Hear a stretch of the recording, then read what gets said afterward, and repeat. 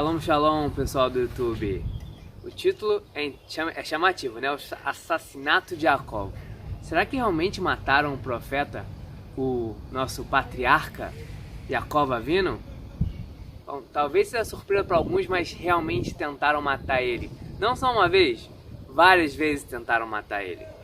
Mas ele é safo, conseguiu, Baruch Hashem, com a ajuda de Hashem, se salvar de todas. Mas tem uma situação bem interessante, na qual também tentaram de novo assassiná-lo. Conta a Torá que quando Jacó estava fugindo do irmão Esav, que de novo queria matar ele, mais um, estava fugindo do irmão Esav por causa da história das Brahot, que vendeu as Brahot, depois pegou as Brahot do pai, bom, vendeu a primogenitura. Ele estava fugindo do irmão porque o irmão ficou com muita raiva dele, queria matar ele mesmo. E o pai dele mandou ele ir até Padan Aram, a mãe dele mandou ele também para lá, se esconder por um tempo, ficar na casa do tio, encontrar alguém para casar, formar lá uma família. Isso ele estava indo fazer. No meio do caminho, conta a Torá, que ele foi interceptado, tinha um cara seguindo ele e pegou ele no meio do caminho. Quem? Elifaz. Quem era Elifaz? Era o sobrinho dele, sobrinho de Jacó, filho de Esav. O que ele estava fazendo lá? A história é, o pai dele, Esav, mandou ele correr atrás do tio para matar ele. Falou, encontra teu tio, corre lá e mata ele. Faz isso por mim, pediu Esav.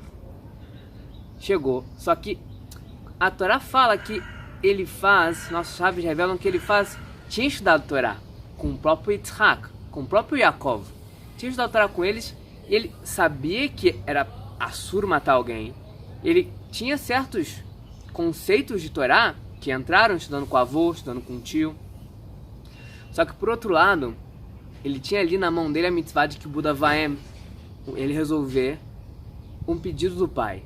Respeitar e honrar o pai e a mãe, que é uma mitzvah muito importante da Torá, está nos 10 mandamentos. Então ele tinha, por um lado, a mitzvah de Kibud Avaim, honrar o pai e a mãe, e respeitar, cumprir a ordem de matar o tio. Por outro lado, ele tinha na balança a grande proibição de assassinar alguém. Ele ficou confuso, o que eu faço?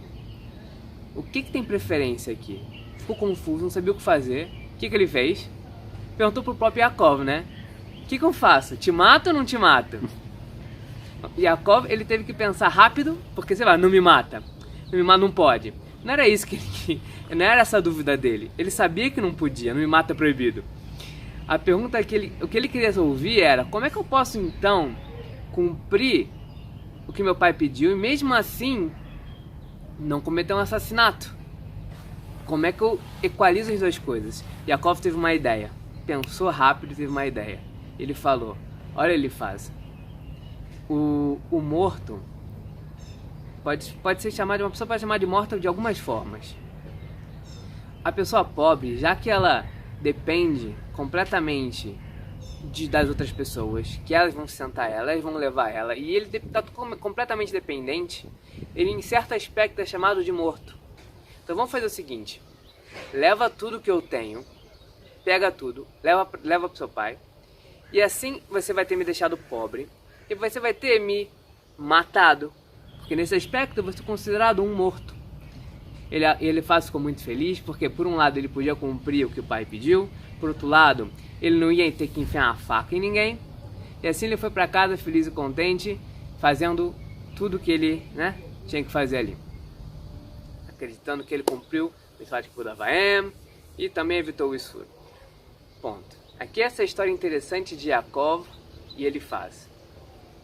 Só que vamos analisar o que estava passando na cabeça de Elifaz naquela hora. Que ideias loucas estavam correndo ali?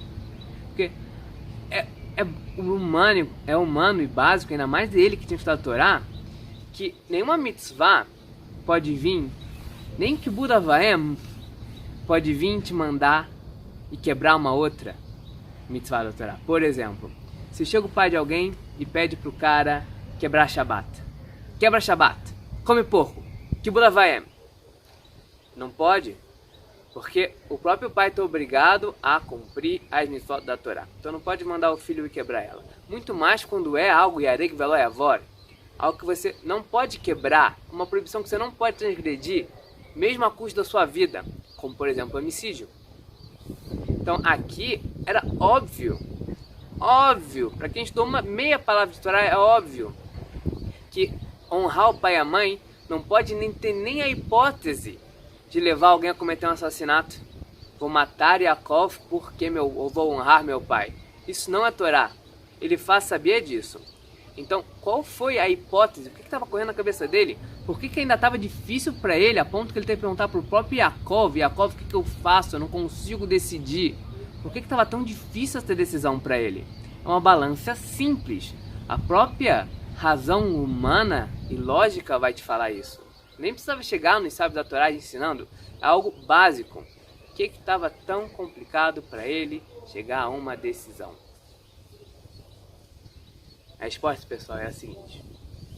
Acredito que é nesse deder, é nesse caminho. Tem um midrash bem famoso que fala que Esav, apesar de ser um grande rachá, o cara é um perverso, quebrava, não cumpria nada. Ele tinha uma mitzvah que ele cumpria com perfeição. E até falam, os sábios da Torá, Tanaim, grandes rabinos da antiguidade, falam que chegava a ter inveja de Esav pelo nível de perfeição que ele conseguia cumprir essa tal mitzvah. Qual era? Kibud Av Va'em, honrar o pai e a mãe. Nessa Esav era mestre. Conta, para dar um exemplo, conta-se que ele, toda vez que ia encontrar o pai, Yitzhak Avinu, ele colocava as roupas, o melhor terno que ele tinha, botava as roupas mais bonitas que ele tinha para honrar o pai quando ia encontrar com ele. Um exemplo de coisa que ele fazia. Nota 10 para o Kibud Av Va'em dele. Ou seja, o que ele via em casa? Durante toda a vida dele, na infância e a juventude, o que ele via? Ele via o pai desprezando a Torá e as mitzvot como um todo, só que dando relevância inacreditável a uma mitzvah, Kibud Av Va'em. Ou seja, isso que ele viu na casa dele, isso que ele interiorizou, que essa, mesmo talvez subconsciente, mas que essa é a coisa mais importante. Ele viu em casa isso no topo da escala e na cabeça dele aquilo ficou uau. Essa é a coisa mais importante. E ficou isso tão forte dentro dele que chegou ao ponto dele não conseguir mais distinguir o que é mais importante. Isso ou a própria vida humana. Por quê? Porque essa foi a educação que ele recebeu em casa. Esse que ele viu os pais dele, o pai, fazendo em casa, Esav, dando prioridade a isso e desprezando o resto. Ou seja, e tem que prestar atenção aos exemplos que a gente faz em dar em casa, as coisas que a gente faz em casa, que a gente fala, quais são as prioridades. Porque isso entra na cabeça das crianças e pode chegar com elas tão fundo, como a gente vê na história dele faz, que abalou completamente o conceito de certo e errado que ele tinha. Mesmo depois vindo a estudar a Torá e sabendo qual o certo logicamente, dentro dele aquilo estava tão enraizado, porque aquela foi a infância dele. Isso que ele viu em casa desde pequeno, que estava tão enraizado, interiorizado, que depois isso apareceu e mostrou-se seus frutos negativos no caso. Então prestar atenção nisso. Então, agora vamos tentar aplicar para um lado bonito. Vamos ver outra história, Yosef. Fechar com uma história bonita, assim, com uma ideia bonita. Yosef, os dois filhos de Yosef, Efraim e Menashe, apesar de terem crescido no Egito, centro da idolatria, centro da Tumá, centro da destruição mundial na época, eles conseguiram se manter no caminho da Torá e Mitzvot. É óbvio que eles, vendo o pai deles em casa, o apreço e o amor que ele cumpria a Torá e a vontade de Hashem, é óbvio que isso influenciou eles para o bem, e isso enfiou dentro deles a importância, a hashvut, a relevância de cumprir a Torá com arvá, com simha, com dedicação. Então, se a gente conseguir aplicar isso, a próxima geração, pessoal, vai ser nota 10. Vamos pegar esse conceito, interiorizar, e assim, Baruch Hashem, Bezrat Hashem, conseguir cada vez nas próximas gerações evitar Yeridat Adorot, que as próximas gerações sejam menores do que as anteriores, e assim aproximar todo mundo de Hashem na época de Mashiach. Shabbat Shalom.